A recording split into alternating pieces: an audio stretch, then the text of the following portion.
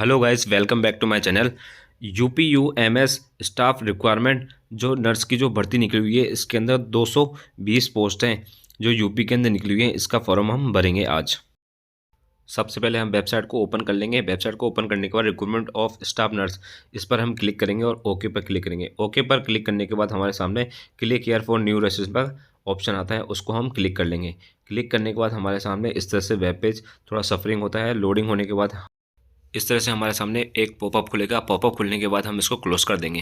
Close करने के बाद हम रजिस्ट्रेशन करेंगे। रजिस्ट्रेशन के लिए हमारे नेम, कैंडिडेट का नेम, फादर नेम वगैरह, मिडिल नेम, ये हम करके कंप्लीट करने के बाद हम इसको रजिस्ट्रेशन कर लेंगे, क्योंकि हमारे इसके अंदर मोबाइल नंबर, मेल आईडी सब डलते हैं। उसके बाद नेक्स्ट स्टेप पे लेके चल रहा हूँ आपको डायरेक्ट। नेक्स्ट स्टेप पे लेके चलने के बाद हमारे सामने इस तरह से वेब पेज ओपन होता है। वेब पेज ओपन होने के बाद हम नेशनलिटी को सिलेक्ट करेंगे। इसके बाद मैरिड, अनमैरिड और जेंडर और डोमिसाइल हमारा कहाँ का है, मूल निवास कहाँ का बना हुआ है, हम वो स्टेट सेलेक्ट करेंगे। और स्टेट सेलेक्ट करने के बाद इसके अंदर हमें अदर करना पड़ेगा, क्योंकि हम राजस्थान से भर रहे हैं तो हम अदर का सिलेक्ट करेंगे। उसके बाद हमें स्टेट टाइप करने के बाद हम देखते हैं कि हमारी कैटेगरी अनरिजर्व में आती है, यानी कि जनरल में कैटेगरी हमारी काउंट होती है, क्योंकि हम अदर स्टेट से हैं। अगर हम यूपी से हैं तो हम कैटेगरी ओबीसी, एसटी, एससी हम ये सिलेक्ट कर सकते हैं, नहीं तो हम जनरल में ही काउंट होंगे। उसके बाद हमारी ये डिटेल्स भी फिल कर लेंगे।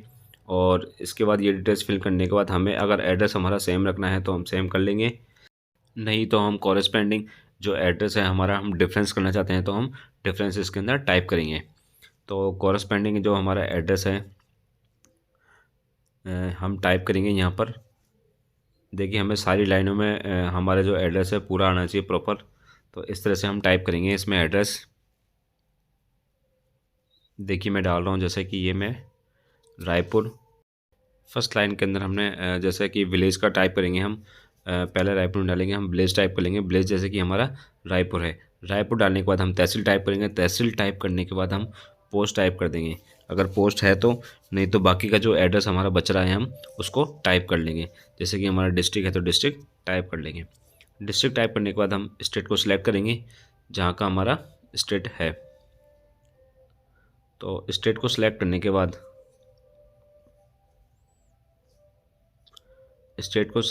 बाद हमारे सामने जो नेक्स्ट स्टेप आती है, हमारी नेक्स्ट जो आता है कॉलम, वो आता है हमारा डिस्ट्रिक्ट का।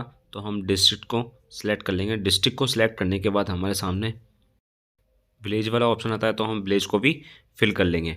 फिल करने के बाद हम इसके बाद डालेंगे pin code. Pin code type करने के बाद अगर हमें परमानेंट एड्रेस और कॉरस्पॉन्डिंग एड्रेस हमें सेम रखना है तो हम यस पर क्लिक कर देंगे। क्लिक करने के बाद हम हमारी डिटेल्स को चेक कर लेंगे एक बार फिर से।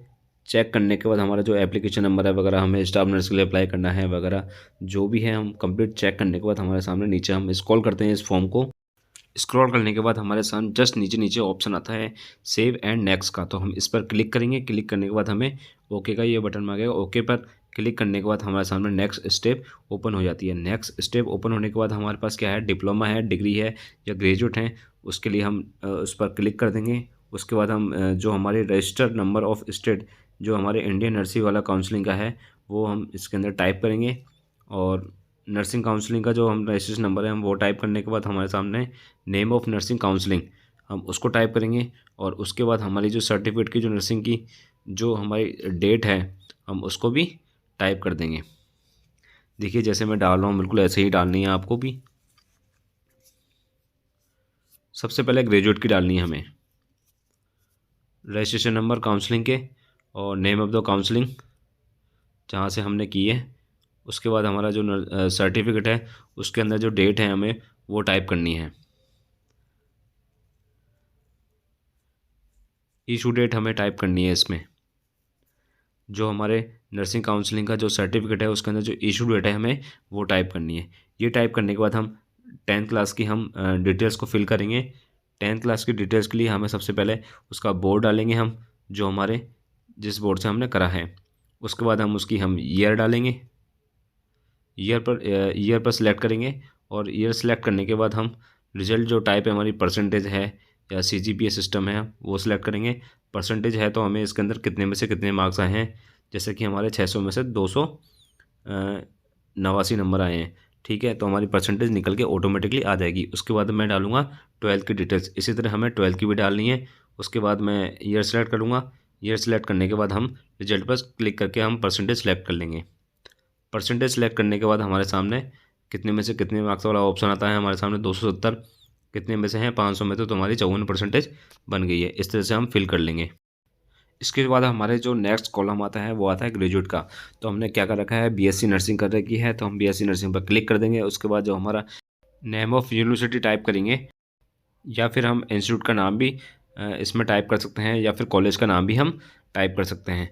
उसके बाद जो नेक्स्ट हमारा जो कॉलम आता है वो आता है year of passing. Year of passing वाला जो नेक्स्ट कॉलम आता है हमारे सामने, तो हम उसको सिलेक्ट करेंगे। अच्छी तरह से हमारी जो कॉलेज का नेम है हम उसको टाइप कर देंगे। टाइप करने के बाद हम ईयर ऑफ पासिंग वाले कॉलम को हम सिलेक्ट करेंगे। देखिए मैं सिलेक्ट करता हूँ कौन सी ईयर में मैंने ये जो बीएससी है कब करी है। फाइनल जो डिग्री है हमारी, उसके अंदर जो हमारा डेट है हमें उसी के अनुसार हमें टाइप करना है। सिलेक्ट करने के बाद हमें उस कितने में से कितने मार्क्स आए हम उसको सिलेक्ट करेंगे और सक्सेसफुली ओके पर हम क्लिक कर देंगे। क्लिक करने के बाद हमारे सामने वैसा ही ऑप्शन था सेव एंड नेक्स्ट का, तो हम उसके जस्ट बाद हमारे पास सामने जो नेक्स्ट कॉलम खुलता है अपलोड स्कैन कॉपीज़। जो हमारा जो डॉक्यूमेंट्स है हमें उसकी स्कैन कॉपी इसके अंदर अपलोड करनी होगी। और उसके बाद जो हमारा प्रेफरेंस आता है कि हमें सेंटर कहाँ लेना है, तो राजस्थान के अंदर हमने जयपुर, और राजस्थान के अंदर हमें कोटा, और राजस्थान के अंदर हमने कहाँ लेना है, जोधपुर। इस तरह से हमारी जो टेस्ट की प्रेफरेंस है, जो हमारे एग्ज़ाम की जो प्रेफरेंस है, हम उसको सिलेक्ट कर लेंगे। सिलेक्ट करने के बाद हम डॉक्यूमेंट्स अपलोड करेंगे। डॉक्यूमेंट्स अपलोड करने के लिए सबसे पहले हम फ़ोटोग्राफ डालेंगे। फ़ोटोग्राफ में अपलोड होने के बाद उसके बाद मैं सिग्नेचर वाले कॉलम को सिलेक्ट करूँगा। सिग्नेचर को भी इसी तरह अपलोड कर लूँगा। और बाकी के जो डॉक्यूमेंट्स हैं, लेफ्ट हैंड थंब, 10th की मार्कशीट, 12th की मार्कशीट, और हमारे जो बीएससी की मार्कशीट है, हमारा जो बीएससी का सर्टिफिकेट है, हम इसी तरह से अपलोड कर दूँगा। अपलोड करने के बाद प्रीव्यू पर क्लिक करूँगा। प्रीव्यू पर क्लिक करने के बाद हमारा जो पूरा जो हमने फॉर्म भरा है डिटेल्स एक स्टेप बाय स्टेप उसको हम चेक कर लेंगे। चेक करने के बाद मैं पूरा फॉर्म चेक कर लेता हूँ आपके सामने। और चेक करने के बाद जस्ट नीचे ही इसके बिल्कुल स्क्रॉल करता हूँ, तो स्क्रॉल करने के बाद हमारे सामने नीचे नीचे ऑप्शन आता है सबमिट का।